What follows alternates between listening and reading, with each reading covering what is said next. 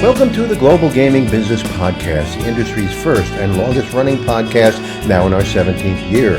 I'm Roger Gross, the publisher of GGB, and this week we feature a discussion with John Koster, the Regional Vice President for Caesars Entertainment, responsible for the Eastern market of the company. This week's podcast is sponsored by IGT. Visit IGT at G2E to experience the latest in customer-centric hardware, next-generation game themes, turnkey system solutions, award-winning cashless technologies, and the hottest iGaming and sports betting solutions.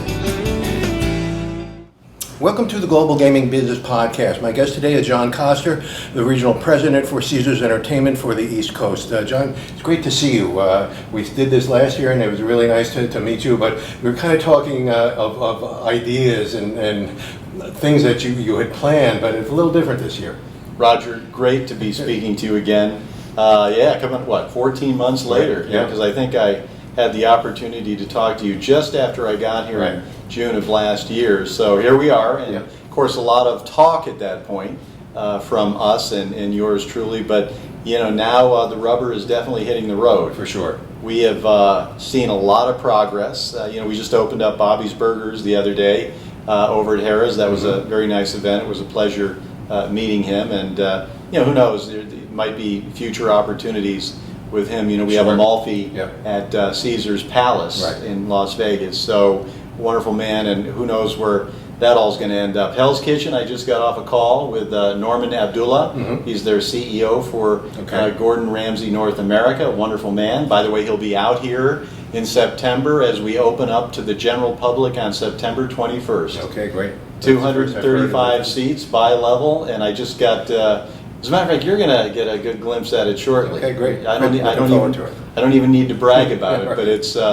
it's basically the handover to operations begins on September 2nd. Okay. And so, there's some shakedown cruise activity that needs to occur.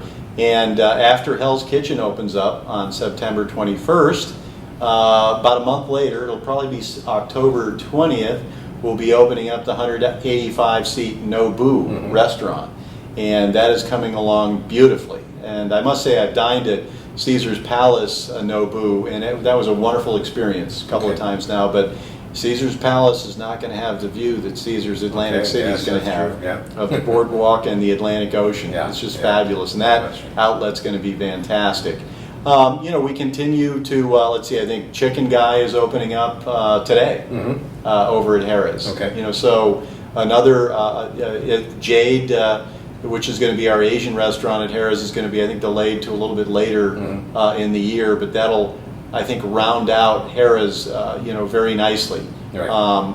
We also are going to open up Hash House on September 2nd at Tropicana, right on the boardwalk in the old buffet space. Right. And right next to it, the Purple Zebra on the same day in the old, I believe, the cafe space was there. So 2 more outlets coming to Trop.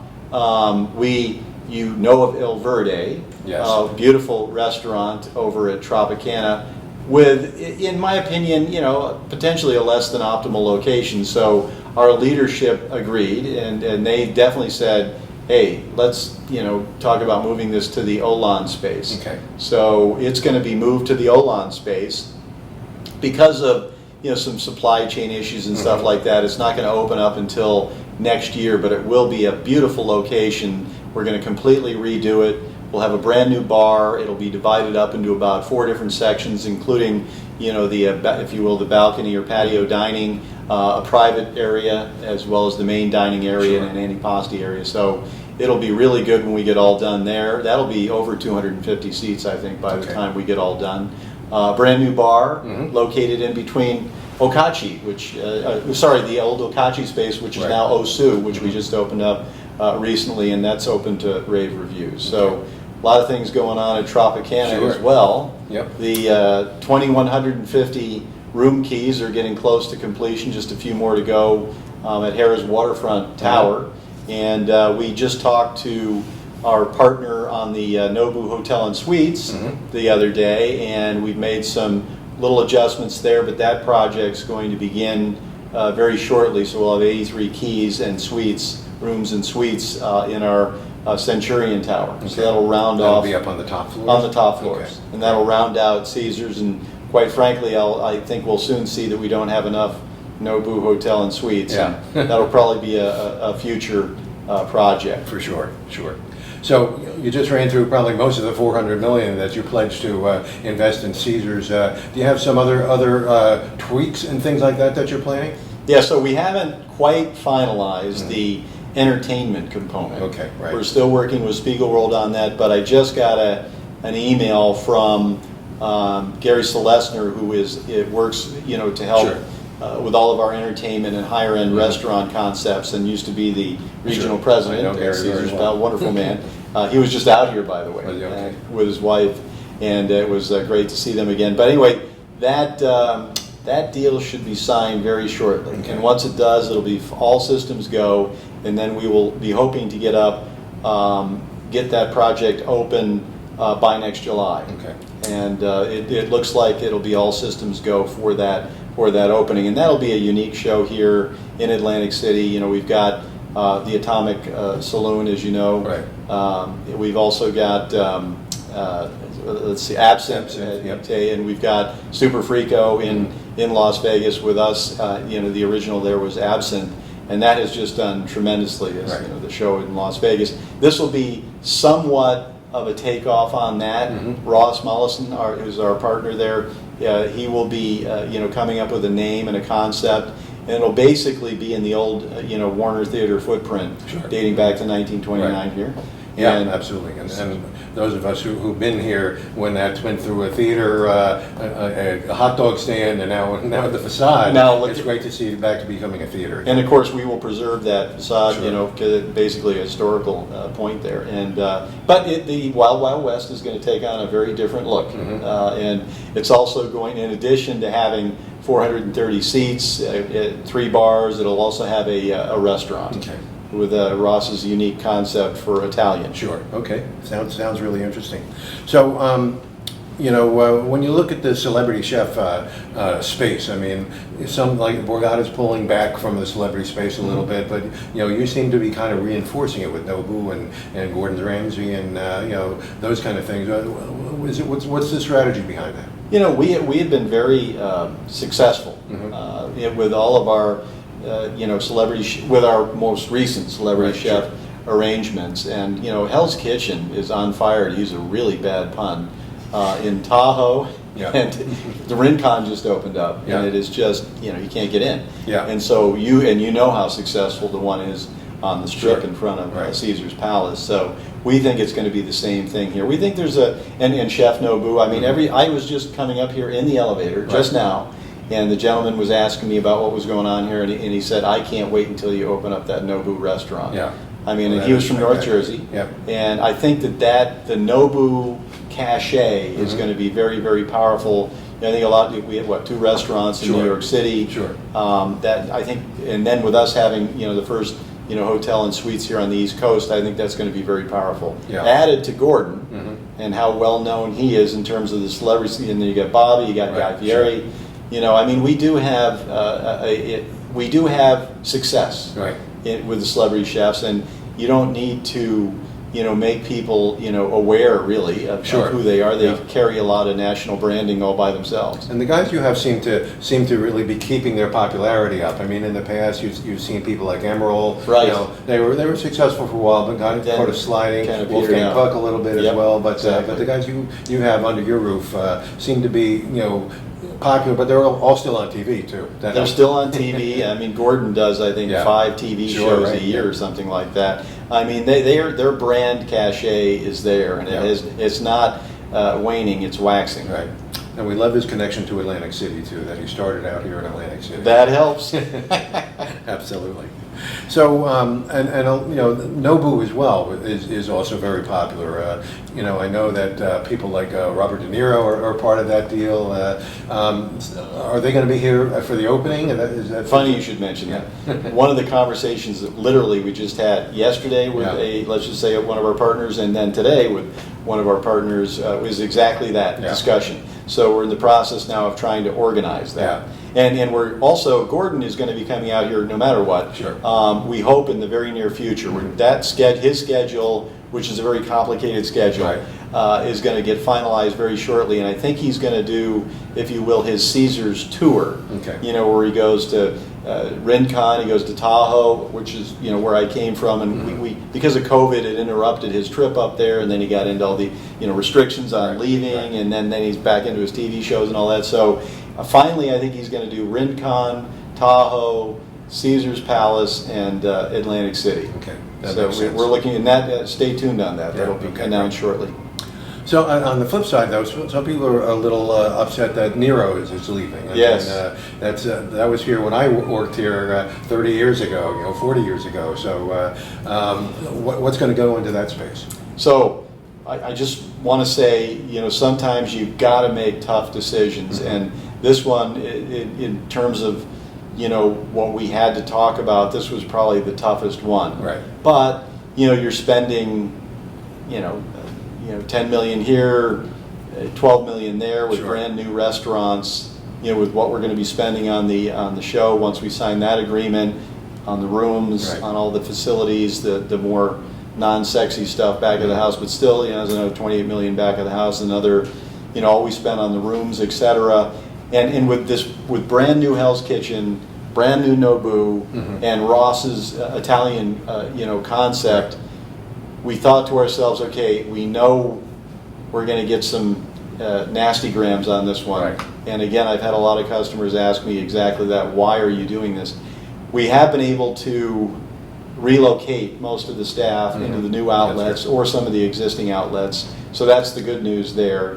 What are we going to put into Nero's? There's a couple of things that are being bandied around, if you will. You know, it's a business. We got to make sure that what we're doing, Roger, is as successful as it can be. And with all the investment we're making, you know, and by the way, we're adding in, you know, a Starbucks as well, the whole lobby renovation, both floors of the casino. Stay tuned. There'll be also an additional announcement soon on someone very well known in New Jersey that's also going to be part of the food footprint here at Caesars. Can't make that announcement yet, but we're going to have plenty to offer here, more so than we've ever had at Caesars Atlantic City in terms of food, beverage, and entertainment. Okay, great. So how about buffets? Are buffets dead in Atlantic City? I mean, I think. Yeah, I mean, look. So Caesars Palace has our buffet. Bacchanal is it. I mean, that is the footprint. That's the model. Are we going to do something? And again, I mean, it's Vegas. So, you know, 45 million people a year walking by. No seasonality. You know, we have seasonality, as you know.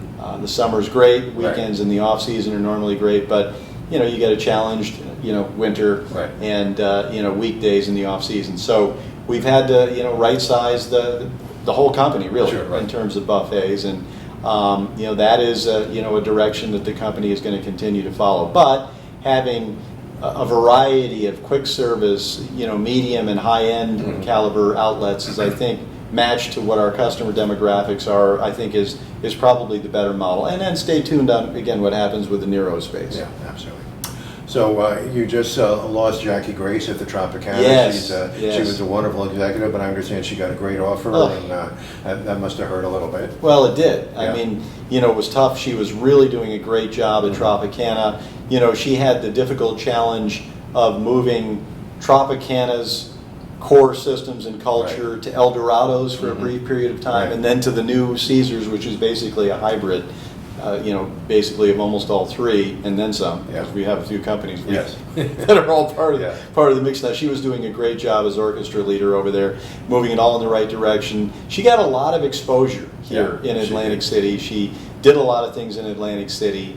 And, you know, she was born in New York City. Her family and friends are in New York City. Her kids are getting old enough now where, you know, she really wants to have them be with family and friends. And it's tough to turn down a CEO job for a Wall Street company, which is exactly what she's got. So she did a big step up. And Jackie's done nothing but rise up in her career. And stay tuned. I don't think that she's crested out yet. So we'll miss her. But we, you know, obviously, what you can do, you can't compete with that. Right.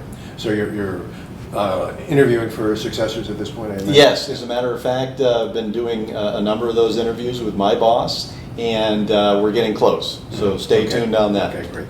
Currently, I'm acting like a GM at Tropicana. Okay, good. So we had a couple of festivals on the beach in Atlantic City today. Yes. When I talked to some of the leaders of the casino business, some of them say, it doesn't do anything for us. It brings in people. They sit on the beach. They go home. How have the festival been for you? Have they been all even, or has it been different? They seem to complement the different properties in different ways. I mean, Fish has a distinct following, later at night, and we did well, on some of our outlets. A little bit of gaming there, gaming is not, the biggest part of that, but certainly the food and definitely the beverage, definitely a part of that. Good hotel business on that as well. Tidal Wave did well in both locations on the retail side. Again, not as much, a little bit better with that probably on an overall mix. And I think that the air show is just an iconic part of Atlantic City. Watched it again this year. Put on more SPF. I didn't put on any last year. So anyway, I learned, and I got under the umbrellas on our Caesars pool deck, which was not here last year. But that pool at Caesars is now fantastic. And I was talking to another member of the media that was with us on that day, and he was saying, maybe I should go down to the beach. And I said, no, you should stay right here, because you are capturing the best pictures of this entire show right here. And he was so thankful he didn't move, because he definitely was seeing that show. And I mean, I must say, I'm so impressed to see the United States Air Force Thunderbirds. That was tremendous. The FA-18s and all the other stuff too. It was just great to watch that. 550,000 people or so. That's pretty amazing. Coming in. So we do again some retail on that. It's not the greatest on the casino side, although we do have some casino customers that were definitely here specifically for the show. So I think these are things that really help Atlantic City overall, keep us on the map. And they got great following, Fish following. I mean, they no matter where they are, they're followed. They're should have had the air show on the same day. We could have called it the Flying Fish. No, just kidding. Little joke there. Visit IGT at G2E to experience the latest in customer-centric hardware, next-generation game themes, turnkey system solutions, award-winning cashless technologies, and the hottest iGaming and sports betting solutions. Must-see innovations will include the all-new Peak Dual gaming machine, designed for incredible performance, play experiences, and maximum comfort. Stop by the Wheel of Fortune Jackpot Zone for the chance to win a deluxe Holland America cruise and other prizes. See you in Vegas. So you have the biggest sports book in town. At Wild Wild West. Monster. Is it sometimes hard, though, to figure out how to utilize that? I was in there, I guess, around 9 o'clock one night this summer. Only baseball was running, so and obviously it wasn't full. But I guess during the football season, the basketball season, it's a little more. Oh, it does fantastic. Yeah. So you've got, and I mean, with all of the different betting options that you now have, people. Our growth, I think, in that area is, I think we got 1.5 million people now. On digital and sports app, which is a massive growth with a huge amount from New York City area. So we are beginning to see the cross pollination of the digital and sports customer into brick and mortar. So that has helped it. Now, was it too big a footprint to begin with, a mousetrap? Probably. But is it going to be something that we can grow into a bit more later here at Wild Wild West? I would say yes, especially since we're right around the corner from football season. Like you say, right into basketball, and a lot of betting on baseball now because of all the options that you have. So Tropicana, by the way, I think has got a perfectly sized sports book. I think and it's surrounded nicely by gaming. That really is a great model. By the way, I think our president and COO came up with that model, Anthony Carone. So got to throw the boss a bone there. And then the Harrah's one is nice. It's a little bit smaller. So we've got the three different sizes, if you will. So I was talking to my friend Todd Haushalter, who's with Evolution Gaming. He's their VP of product, and they have now you can bet online when you're on the online casino with their partners on game shows. They put these game shows on, and he was saying I can see that in some of these sports books in the middle of the day. I think the growth opportunity for anyone who has a sports book Right. and iGaming and brick and mortar, of which we have, of course, all three. And by the way, not everybody's got all three. Right. Yes. So that helps us continue to grow it with these opportunities. I mean, people are coming up with different creative Sure. ideas. Yep. Who knows where it's going to stop? Right. But it's going to keep growing. And again, if you can bet on it, what's I think you're going to see the footprint in the audience increase on that. Yeah, no question about that. We've already shown that that's increased Right. quite a bit. Right. So, as we went into the summer season, this was an important benchmark, basically, for Atlantic City. Where first time in several years there was no restrictions whatsoever. Yes.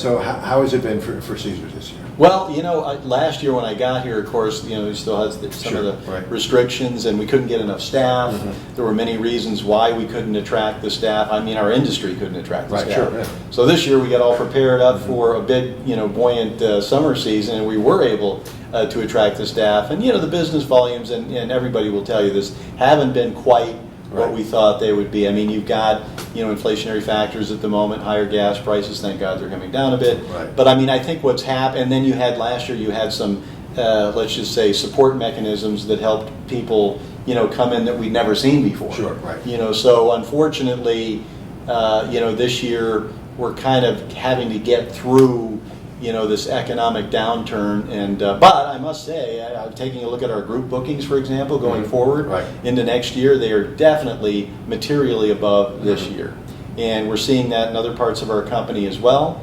And so hopefully, I don't know when the corner absolutely will be turned, but I would hope that by the time we get into, next spring, we're Yeah. starting to really move forward at a greater pace, and by then we'll be done with the over $400 million spend or close to it. Sure, right. And so and then by then we'll want to make sure that everybody's aware of what we've got here, Roger. And it's kind of been, because of supply chain issues and everything else, everything's been a bit delayed and more expensive.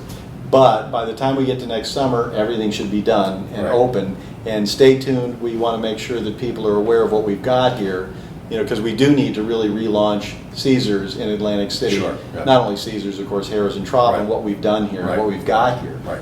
I must say our air program is continuing to flourish here Mhm. in Atlantic City. We're bringing people in from our other 49 locations Sure. around the country. That's worked very successfully, bringing Right. them right into the Atlantic City airport. So we have the biggest air program here in Atlantic City, and I think that's going to continue to grow. Yeah, absolutely. I was just talking to one of the operators on the Gulf Coast, and they've been running air programs since the late '90s, and they say it's really the third leg of their stool, basically keeping them afloat down there.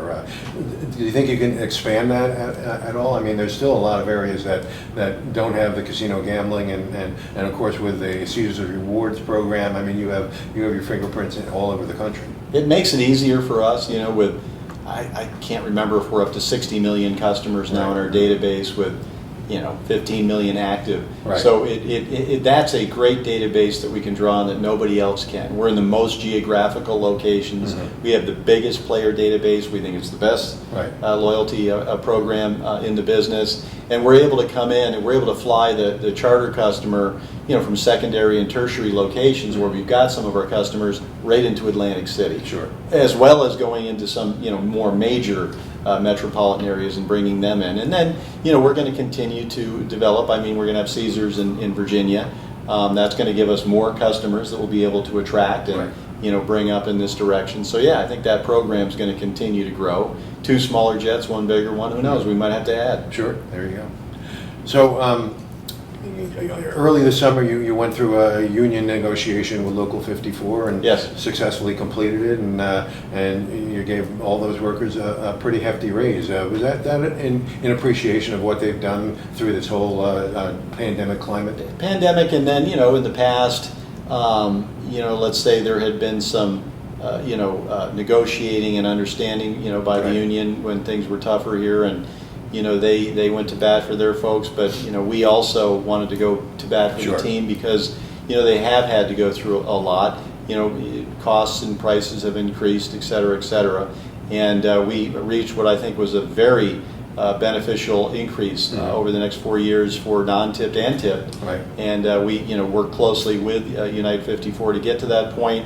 Came to an agreement that seemed to be reasonable for everybody concerned. And I must say, after we signed it, I never had so many people come up to me and shake my hand and say thank you. I felt like running for some elected position at that point briefly. But all the properties stepped up to the plate and did the right thing for our employees who work so hard. Sure. And without those employees, of course, you can't run your business. Right. So. Yeah, you can have the most beautiful property if you don't have employees to back it up. It doesn't work. And happy employees Right. that want to provide good service, and so they certainly don't have to worry. I would say on the economic side. Okay, great. So there's been a push here in Atlantic City for a smoking ban, a total smoking ban. I know there's 75% of the floors are supposed to be smoking free right now, but it looks like they've got a lot of support in the Assembly. We don't know really about the Senate yet, but it looks like it may come up for a vote in the fall. I mean, where does Caesar stand on this in terms of supporting your employees who want to be healthy and also your customers? Yeah, this one's always a tough one. Mm-hmm. In our business, it seems that our customer likes a number of things in a casino, right. at least the ones that are more on the high-end side of the equation. So you got some customers and then the ones that have been playing for long periods of time, they seem to enjoy the ability to game, have food and beverage, and also like to smoke. I think that we've made some good internal discussion progress on how the future will look, right. And it's a balancing act to try and not make it difficult for the smoker to make a choice to not come to Atlantic City right. and go somewhere else where they can smoke, like in Pennsylvania. Right, sure. So we have to be aware of those kind of things because we've already suffered a lot, as you know, from competition. And sure, right. You don't want to continue to give people a reason to go somewhere else. On the other hand, you want to protect your staff, and we have I believe, some good ideas going forward that might be able to, keep, hopefully, you're not going to keep everybody happy on this one, of course, right. but hopefully we can keep the majority of people happy right. on some things that we can do. Would you be open to maybe some outside slot lounges? I mean, I was in Ohio a few years ago, right after they first opened their casinos there, and it's all non-smoking inside, but they could have these slot lounges, which is kind of open to the environment, but they also have heaters and. Yep. I was in Illinois at Grand Victoria Casino. Sure, we had so people. It gets a little bit difficult in the winter. Right. It gets cold and windy and nasty, and here we're right next to the water, right. So it can get pretty nasty during the winter. And again, the more some of the customers don't like moving around too much, right. And so this is something we're going to have to take a look at. We have other options that we're also looking at that might be a good compromise mm-hmm. to, most importantly, keep the employees safe mm-hmm. and protected in an environment that really, keeps the smoke away from them. Right. So those are things that we're looking at. Okay, great. So you mentioned bringing some sports bettors into the bricks and mortar casinos, but the big thing in New Jersey in online gaming is the casino side of it. And do you think we've done enough to be able to allow them to enjoy the benefits that you offer here, along with the online gaming benefits? I think that is still a work in progress, yeah. Because we are trying to expose right. the sports bettor, the online sports bettor, the online iGaming customer to the advantages of being with the largest gaming company in the United States. Mm-hmm. That basically, when you want to have more than just, let's say, a mobile experience with iGaming and sports, the brick and mortar side of the equation offers the room, offers the entertainment, the right. food, the beverage, and the ability to play at a brick and mortar casino. And it's just a different atmosphere. It's a different environment. Some of that group is definitely embracing that approach and migrating over right. to the brick and mortar side. But quite frankly, Roger, we do need to do a better job of introducing that customer that all we have sure. that's available to them, especially since so many of our customers are located within a gas tank right. a trip away from us. New Jersey is the biggest online casino state in the nation. It is, and New York has had a giant growth in that area, and of course, a lot of our business comes from the greater New York DMA, which includes northern New Jersey, and so there are discussions with our marketing team, because you got the digital marketing folks and you got the brick and mortar marketing folks, and so there's an educational process there between them, and then they're going to be more effective, I think, in communicating all the opportunity. Because again, some of the sports betting companies don't have hotels and casinos, or if they do, it's much more limited geographically, or they just have less. They don't have as much to offer in terms of the options that we have. And again, I think iGaming and sports betting will continue to grow across the country, and as it moves into jurisdictions, that'll also help the migration process. Sure, absolutely. So is El Dorado finished with tinkering with the Caesars Rewards program? There've been a lot of questions on the internet. What are they doing with it? And you've closed some of the high level clubs, and been some discontent when it comes to that. We've heard some of that, yes, and we did make a change recently. Head of our loyalty program has just left, or is leaving, and so there's a change there. So they're constantly tweaking. They have since the Gary Loveman, and they have since when it was originally created. Loveman did a lot of changes with it. He did. He certainly did, and so there's been a lot of tweaking that's gone on it, and they want to, of course, remain competitive and continue to be viewed as the best. And again, we do have in Atlantic City, if you will, we have 5 lounges. The 7 Stars and then the 2 Laurels. So we do have the most lounges with the most opportunities. But there's that side of the equation is something that we're never done tinkering with. We don't want to, of course, do anything that would cause undue angst. Sure. Okay. All right. So one last question. I think rightly so. You're saying you have to kind of reintroduce Caesars to this market. Yes. Yes. It's with all the changes that have gone on since El Dorado took over. I think you need to make it kind of a bright, shiny penny. How are we going to do that? You are so right, and especially, and by the way, it is definitely going to be over $400 million of spend. Okay. We are well past $335 million of spend and committed as I speak, and it's probably more than that by now. I'm still approving a lot of capital as we speak. People need to know what we've got here, Roger. At the end of the day, so many people have the impression of like an old Caesars, that it was a bit capital starved. Okay, and so with what we're putting in here now, by the way, Caesars Atlantic City got the most of the $400 million. About half of the $400 million is coming right here into Caesars Atlantic City, with Harrah's following.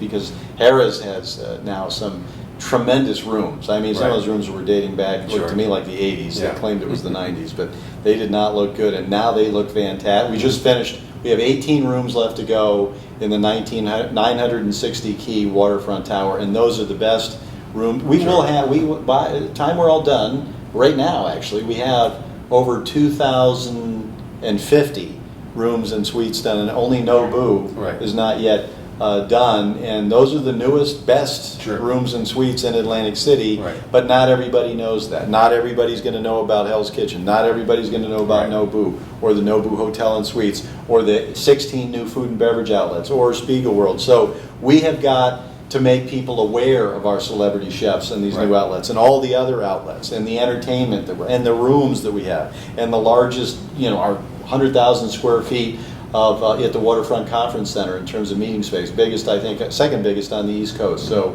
biggest sports book on the East Coast. So we've got a lot of stuff going, but we have got to get the message out there. So I appreciate you giving us an opportunity to get the message out there. We're going to be always be here to help you. So so John, thanks for taking the time. It's great to catch up with you, and we'll do it next year when actually things are up and running, and you can tell us how great things are going. And you'll have to check out all of the new outlets and all of the new entertainment. Roger, I thank you, as always. Very much appreciated, sir. Thank you.